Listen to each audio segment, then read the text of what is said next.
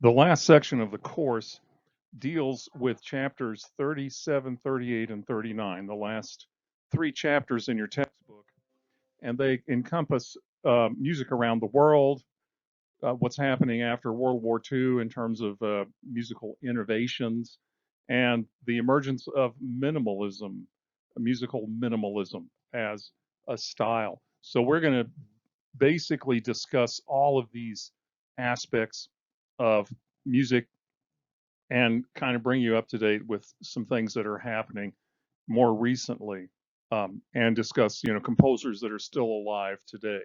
So this is kind of bringing you kind of up to so well close to the present moment musically. So let's talk about world music first. This is chapter 1337 of your textbook, and you'll notice that on page 344, they give you some musical elements that are maybe different from what we have been listening to with Western European music and American music. For one thing, in terms of harmony and texture, a lot of the music is basically monophonic or it's heterophonic. Heterophonic means you play the same melody, but you play different versions of that melody at the same time. And we'll hear an example of that with our music from China. There is, of course, a lot of polyrhythm in African music. So rhythmically, we get polyrhythm, and some uneven beat subdivision. Um, Also, the instruments have slightly different names. So to basically avoid confusion, we kind of have these ethnomusicological categories: membranophones for drums, basically, chordophones for stringed instruments, metallophones for these metal instruments that you're going to hear with the music from Indonesia, um, and aerophones for wind instruments. So these and idiophones for the instruments like the güiro or the claves or maracas. These are instruments that make their own sound. So, and a triangle is another example of a idiophone. So these are all parts of what we're going to be talking about with world music. The probably the most influential um, type of music that from around the world that has been popular with composers is music for the gamelan music from Indonesia. Uh, the gamelan is as you see there in that picture, the gamelan is an orchestra made up chiefly of metallophones. Um, you see a xylophone type instruments and various other sorts of tuned. They look like bowls, but they're really tuned bowls that are made of metal, and it's quite a sophisticated layout, as you can see. And there is a drum there, a membranophone, and some gongs. So that is, and it's all involved in the Balinese services. The island of Bali is sort of an outlier in Indonesia. It's chiefly a Hindu uh, center. So people in Bali are Hindus, unlike the people on Java or further west or further west on the island of Sumatra. Sumatra is largely Islamic, and Java is a mixture of Christianity and Islam. Uh, yeah, so it's a bit different. Bali is it's a very small island in comparison with Java and Sumatra, but it's chiefly Hindu. And so uh, these orchestras are basically used in Hindu music ceremonies. Celebrating Diwali, I guess, something like that. Um, so if you listen to Srepagan Slendro you're going to hear these metallophones. You'll hear kind of a moderate tempo that gets faster as time goes on, and you hear these repeating patterns that vary for the tempo. So it's a very interesting kind of music, and you'll composers ever since Debussy in the late 19th century have been using um, ideas that they've imported from Indonesia. So it's a very important type of musical expression.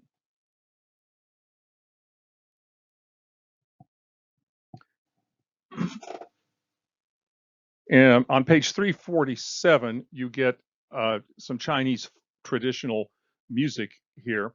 And you notice these Chinese instruments. You've got a picture of these three Chinese instruments. The shao is an aerophone. It's a flute-like instrument, and it's a side-blown flute, transverse flute. But there you see a picture of this guy playing the shao. And then in the middle is the pipa. This looks like a guitar. It's a chordophone, and you'll see the pipa as well right there. And that is a chordophone that's played a little bit like a guitar, but it's much more of a melodic instrument than a guitar. It's you don't play chords so much on it as you play tunes. And then over here you get the erhu. The erhu is a bowed chordophone. It has 2 strings, not 4 strings like a violin, and it's played on your lap. And the horsehair on the bow goes underneath the strings, not over the strings. So that's kind of interesting. This Chinese example is basically a pentatonic melody. If you play the pentatonic scale, it's pretty easy to find it. You just play the black keys on the piano, and that's what you'll hear. But there are each of these instruments, the shao, the pipa, and the erhu, they all have their own version of the melody. And so they are improvising different versions of the melody at the same time. So with this Moonlight on the Qingyang River, we get heterophonic texture.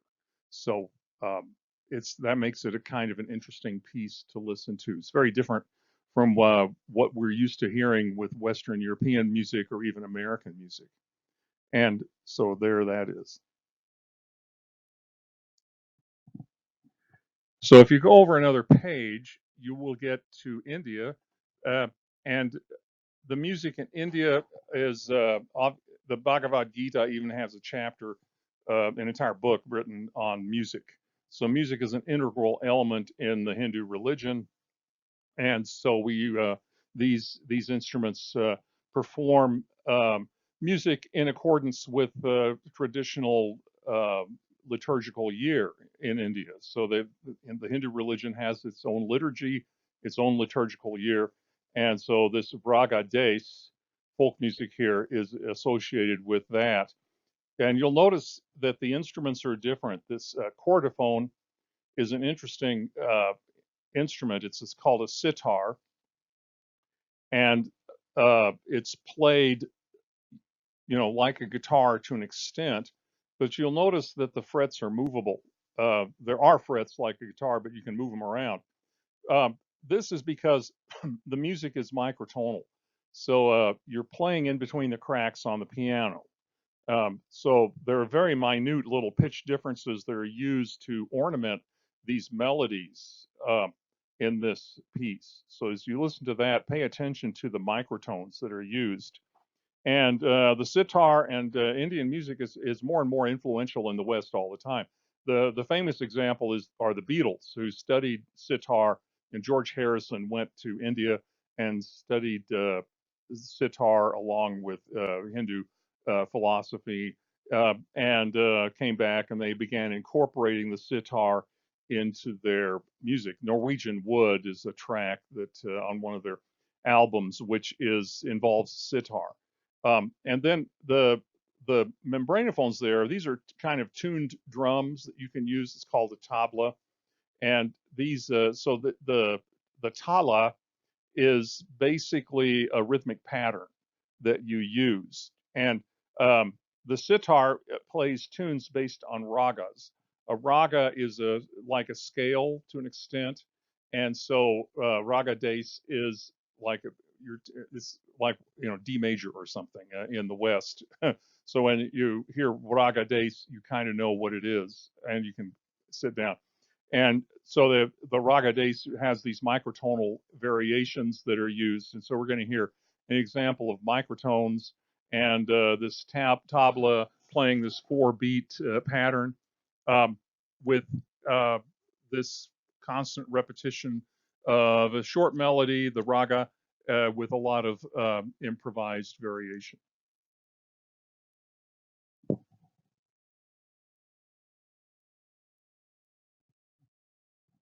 We've discussed music from Africa a little bit. When Africans were enslaved and forced to come to the Americas, they brought their music with them, and the result is jazz, blues, rock and roll, all forms of American popular music. And so it's good to go back to the root of that and see what that was. And so we have these drum ensembles played by the Awe people in Ghana.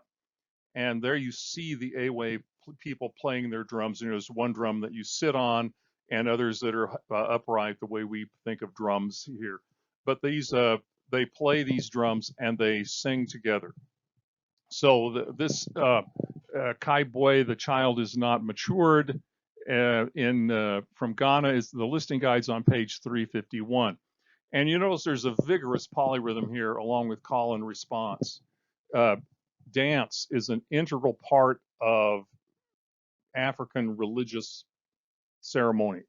So these people get up and dance, and the dances are very vigorous to a great extent.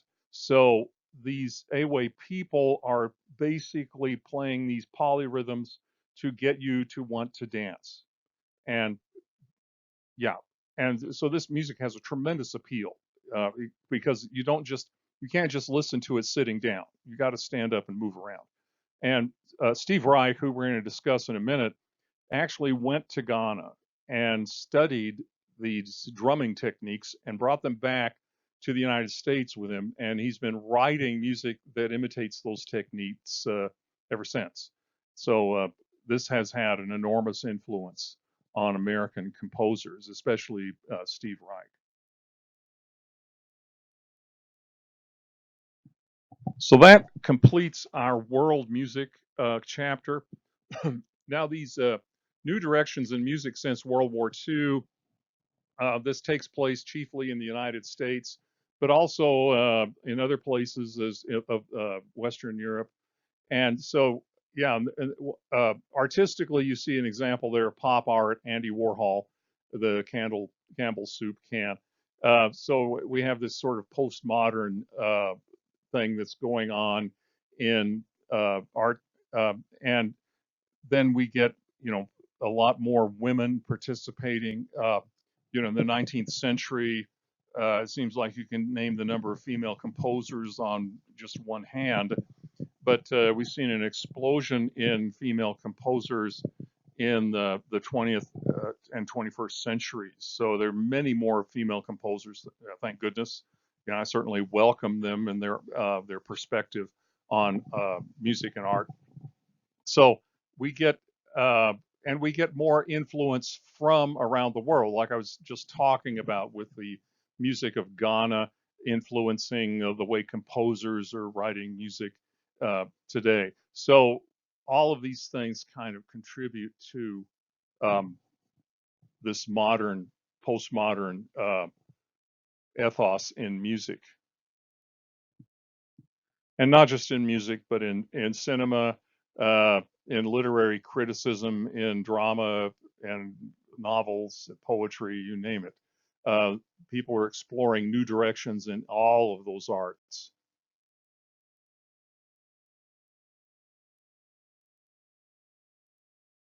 In music, in the 1950s particularly, we get a renewed interest in Schoenberg's serial atonality.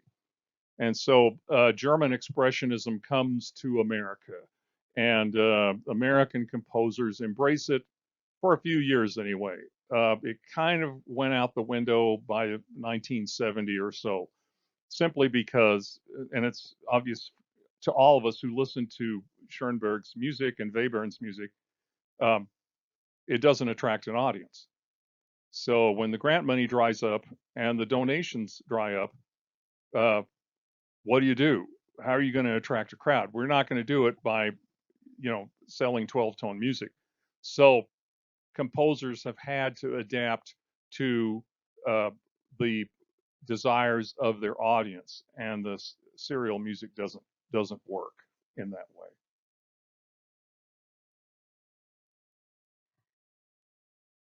And we get creative composers doing things around the world. Messiaen was uh, French, Stockhausen German, Pierre Boulez French, uh, Witold Lutosławski was Polish.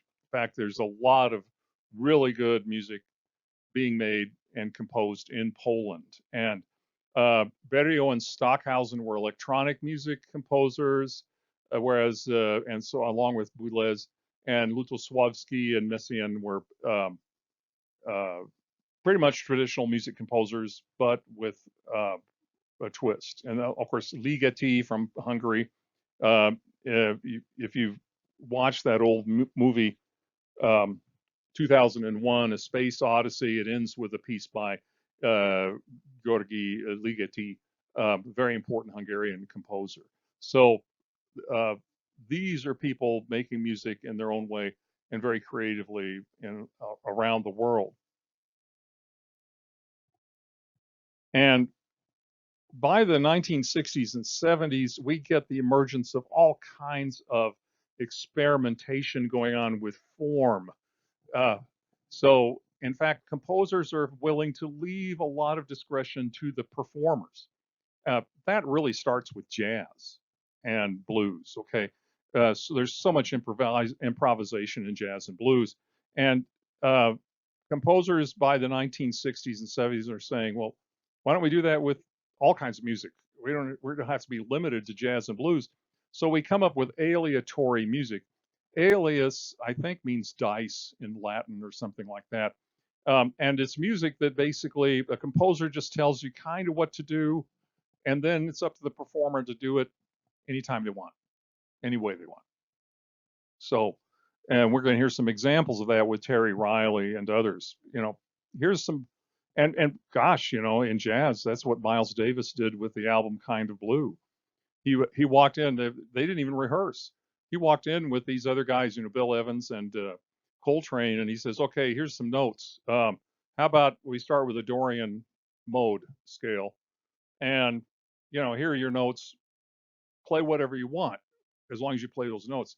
And Kind of Blue is a fantastic jazz album.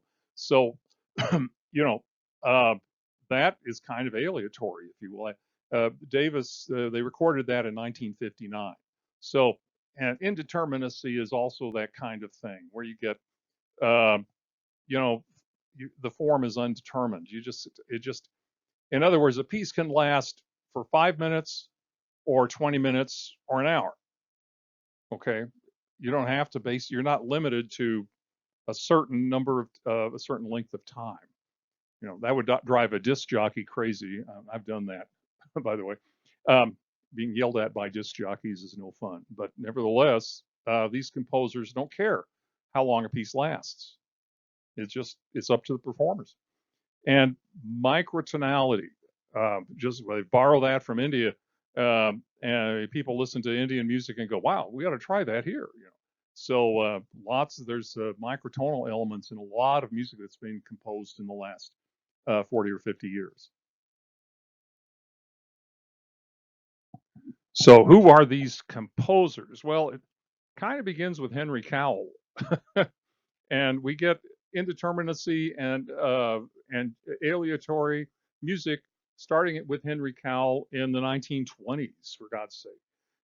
Cowell was famous for just basically giving you general instructions and telling you, I don't care how long it lasts, I don't care what you do, here's what you do. And our example on page 354 and 355 is the Banshee. And the Banshee involves a piano and two people. So two players sit down at the piano, and one holds down the damper pedal, and the other one stands by the piano and runs his fingers along the strings inside the piano.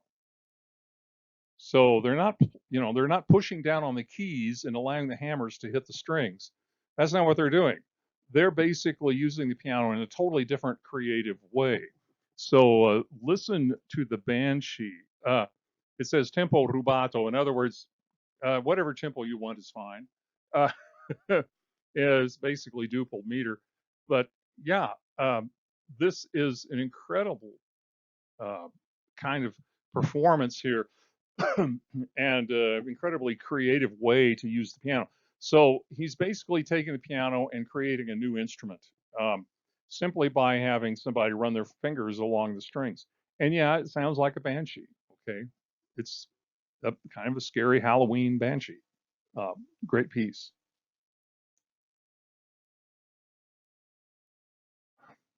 John Cage took off where Henry Cow left behind. You know, Cage basically expanded on some of those ideas.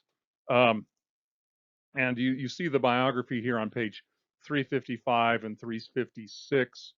Um, yeah, he actually studied with Arnold Schoenberg for a time, and then I don't know, his music basically is very different from Schoenberg's. For one thing, and it's here on these this here it is on page 357. Yeah, he went into an isolation chamber at Harvard University, and he was completely cut off from sounds of the world around him. So just nothing but silence and the sounds of his body. So this is a kind of a Zen Buddhist kind of experience where you basically do nothing and you try to basically not think. You basically listen to the sounds your body is making, listen to your breathing, and for short periods of time, it's incredibly relaxing and freeing. So Cage went into this isolation chamber and experienced this kind of Zen meditation in a way, and came out and composed a piece that he called 4 minutes and 33 seconds. Uh, so the piece instructs the performer to walk on stage and sit at the piano. Then the performer holds his or her hands over the keys, but never touches the keys. When 4 minutes and 33 seconds have elapsed, the performer bows and leaves the stage. That is a Zen koan in music, or yeah, or not music. 4 minutes and 33 seconds of sitting and listening to your body and maybe people clearing their throat, that kind of thing, or cough here and there. But that's what it is. People pay to see that. I don't know. I can do it right here, sitting on at my office for 4 minutes and 33 seconds if I want. So yeah, so yeah, it's 273 seconds, which is equal to negative 273. It's the coldest possible temperature. So that's Cage. Cage is famous for doing stuff like that. And here with this Sonata 5 prepared piano, Cage basically, well, he had a piano that he was supposed to be composing for, but the piano wasn't doing what he wanted it to do.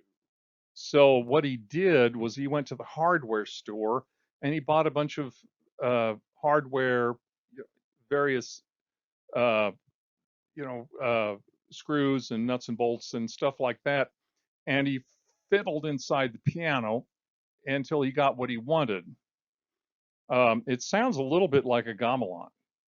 And so, uh, it's, yeah, 10 and 3/4 bars of an upper melody, then 8 and a quarter bars in which the melody changes from one long held note to another. Um, then there's a second section, right? 9 bars of long held notes, followed by 8 and a quarter bars of a new active melody. So it's kind of a free form. It's 92 beats per minute. It is a kind of binary, I guess, binary form. And yeah, but it doesn't sound at all like piano. Okay, it it's unique. So yeah, Cage was famous for doing things like that, and he certainly was a creative force in the music of the last 70 years. Very interesting character.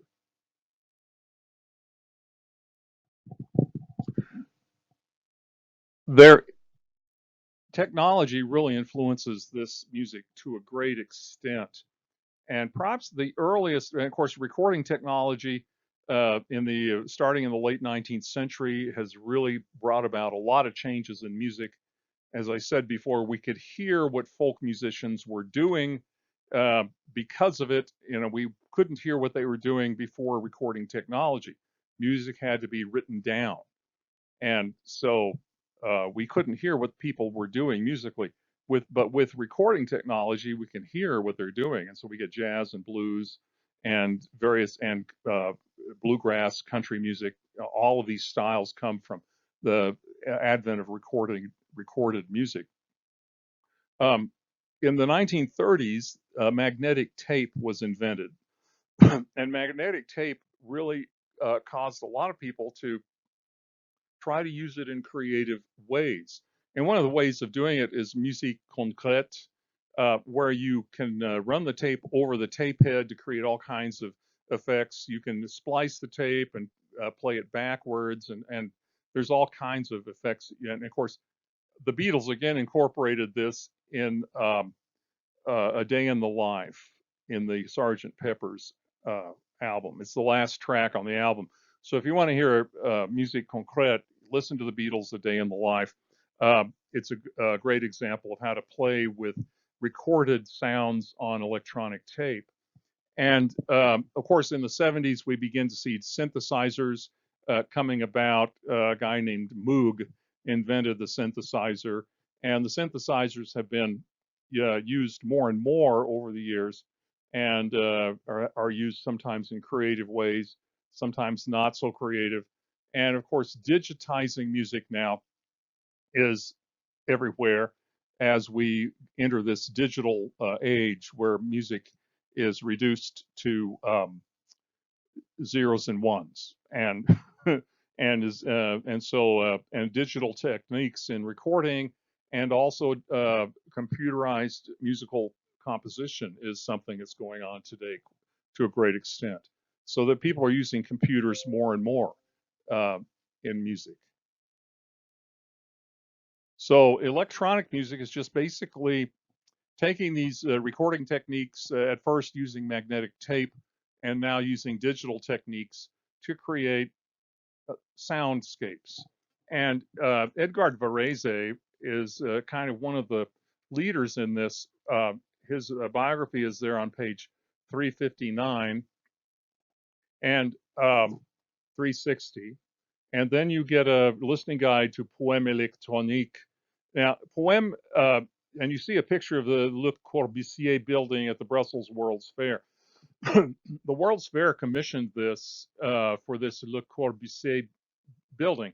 The building, as you can see, looks very futuristic, and you would basically visit this exhibit. It's an exhibit of film, and you walk in, and these images are projected on the walls of the building as you walk through the building, and you would hear this poème électronique being played as you walk through the building. There's actually a YouTube video of this, so you can see kind of what's happening with it.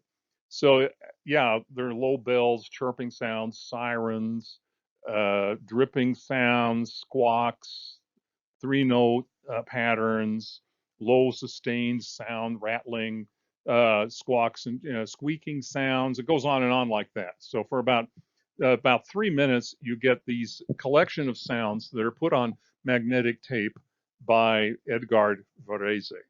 So this is, and of course, Karl-Heinz Stockhausen also was an important electronic music composer. Milton Babbitt dabbled in it, I think, but also used was very interested in serial atonality.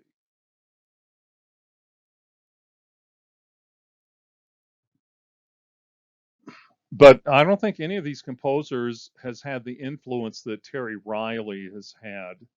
Terry Riley, and you see a bio of him on page 361 and 3 through 363. Terry Riley is a very fine musician. And of course, you're going to be watching a video of an interview with Terry Riley as part of this course. And you will just hear him do some things that are just absolutely amazing musically. So he is brilliant, and he has had a long career in music. And one of these most popular pieces that he's ever written is just called In C. And the thing about In C is that when you listen to this recording, uh, you're probably not going to hear it done the way the recording is. So, when you listen to the Moldau, and you go to the concert hall and you hear the Moldau, that's what you hear. You hear the same thing as pretty much the same thing you hear in the recording, with minor differences.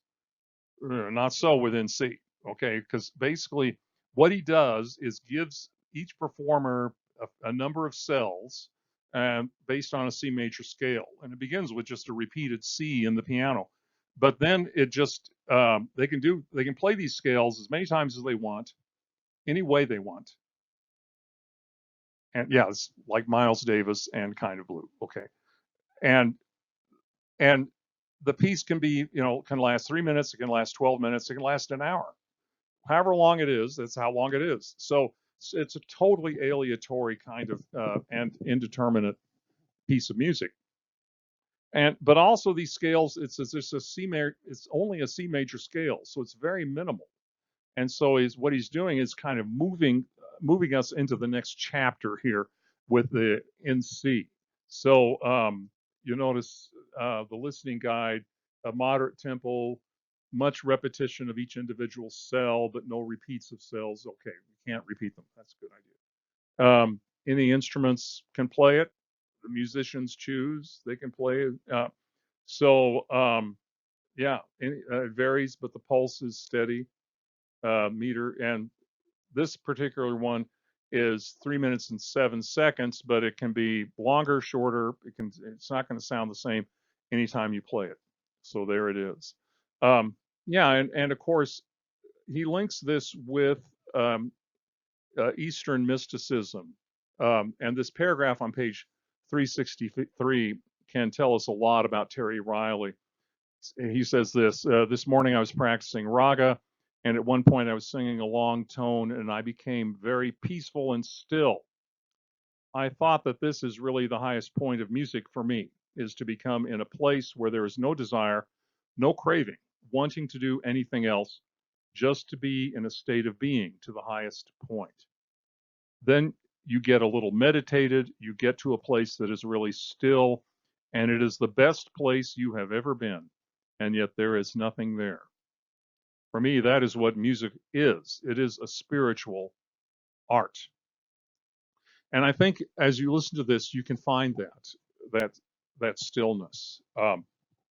And so it's very effective because that's what he wants to create. So Terry Riley has had an enormous influence, and we're going to talk about in the next chapters some of these composers who have been influenced by Terry Riley.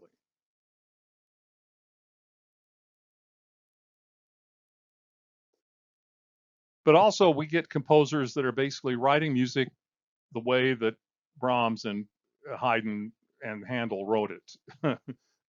Writing notes on the page, with meter signatures, with key signatures, and saying, okay, and right, this is a ternary form. All these things we've been talking about are still around, and composers like Samuel Barber, Ned Rorem, Thea Musgrave, John Corigliano are still using that language today. And there is Samuel Barber right there. So don't get the idea that that sort of music making is dead. In fact, it's probably a lot more popular than some of the people we've been listening to in this chapter.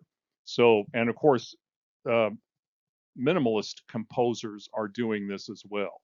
So they're not quite as aleatory and not quite as experimental as the people we've been talking about. So there is a picture of Phil Glass. Phil Glass is kind of the leading minimalist composer. He's very prolific and does he writes music in all kinds of styles. You see his biography there on page 366. Yeah, So he studied composition at Juilliard, went to Paris, studied with Nadia Boulanger, who also taught Aaron Copland. So he's had a tremendous, uh, tremendous education as a musician, and he's a brilliant musician, of course. But also he studied Indian music, and uh, and tried to come up with a notational system that Europeans could read, for Indian music, and on and on. So this is a tremendous, tremendous composer.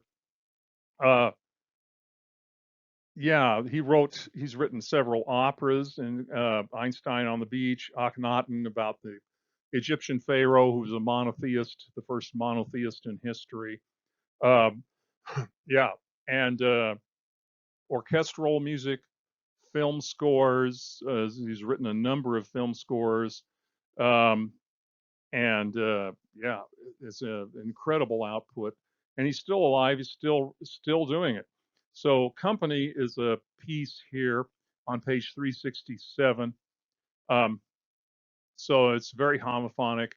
It's fast, 160 beats per minute. That's typical for glass. And it's just two ideas, two ideas alternating with each other.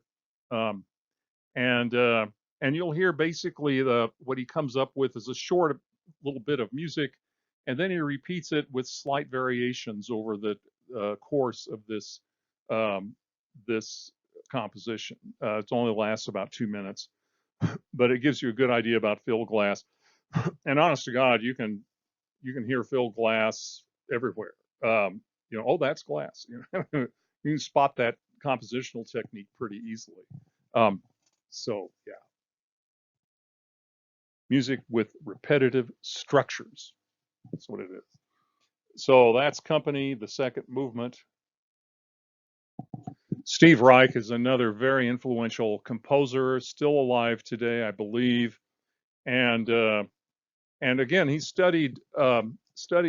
went to Ghana and studied drumming techniques of the Ewe people. So this is important to understand. And here, what he does with electronic counterpoint is he gives us this polyrhythm, but with guitars. It's a guitar ensemble. There are, I think, 7 guitars. No, wait a minute. Yeah. Amplified solo guitar, 12 classical guitars, 2 electric bass guitars. That's a lot of guitars. So, he's written this piece for all these guitars, and it's a rather quick piece. It lasts 4.5 minutes. And so, and it says the player sits so the audience will hear call and response effects. It's kind of interesting too. So listen to this piece for guitar. It's a fascinating piece. He's also worked with the Kronos Quartet, and yeah, performed it with a tape recording, different trains. He won a Grammy award.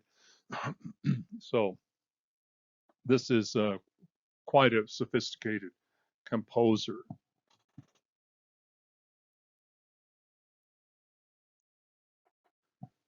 John Adams he writes all kinds of music. He's still alive today.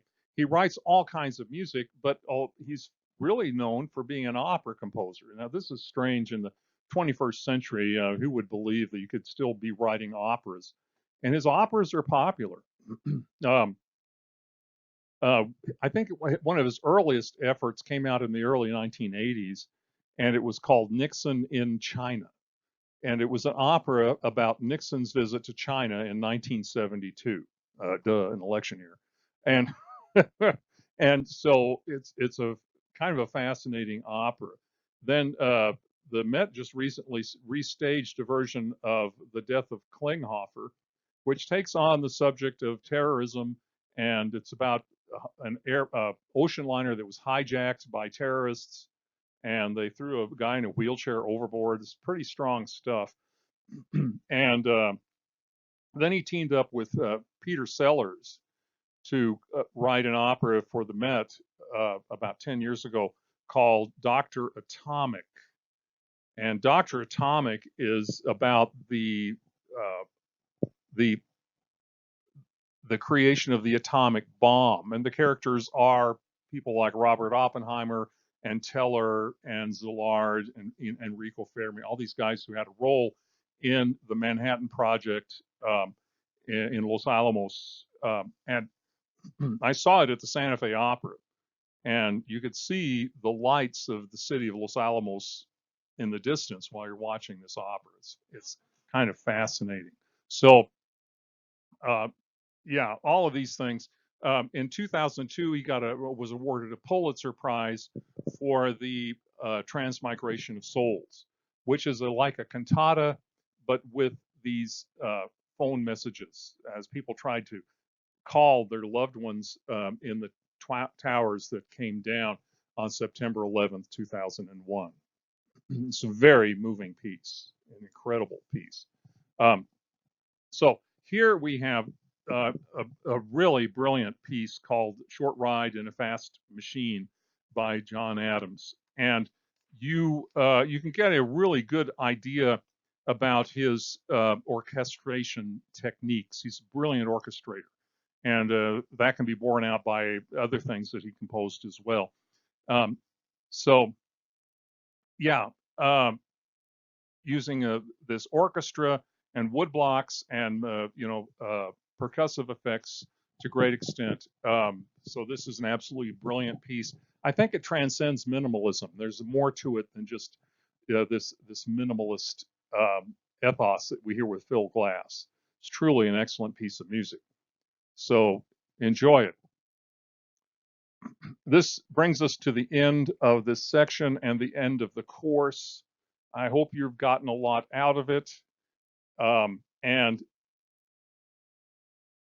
don't forget to take a close look at the syllabus as the course ends and find out whether you've done everything. And if you haven't, you can still turn it in, and hopefully you will.